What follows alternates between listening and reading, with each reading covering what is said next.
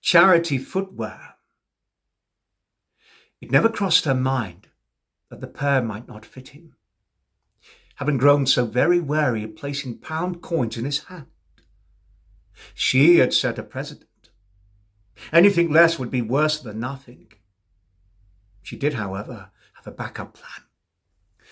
What would it be for him to own a genuine pair of leather boots? It was clear he wouldn't set a bit of money aside, and the holes in his trainers would become a hazard as winter approached.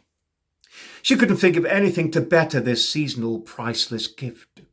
And twice over too, the buying and the giving doubled her charitable decision on both counts. Perhaps these boots might help move him on, even just a little bit further down her street. The daily misery of him, both into town and back, is a sight that is rapidly engulfing her with dread.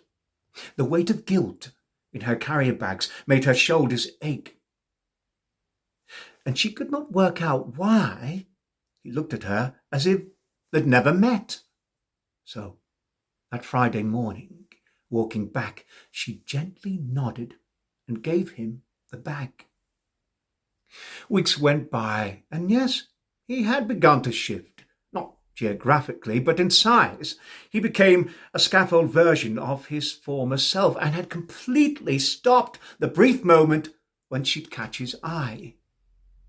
There was no side to the genuine leather boots attached to the abrupt edges of his ankle bones. Another Friday. After some period of deliberation, it was unseasonably cold and had woke him this morning feeling under the weather.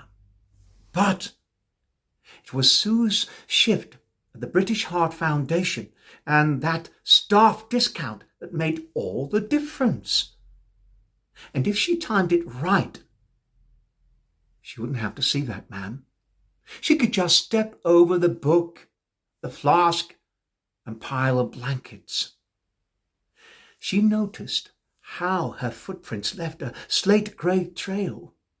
The sun had not found its way yet to swallow the frost. Oh, and how pleased was she when she pulled a silver-sparkled pair straight off the mannequin. She ran through the festive occasions already booked. And what dresses would show these shoes at their best? "They've just come in," said Sue.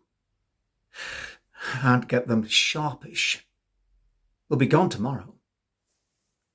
At the counter, Sue worked her magic, and in her excitement, she forgot to say thank you. She half skipped homebound to show off her purchase to her husband, who barely looked up from his newspaper.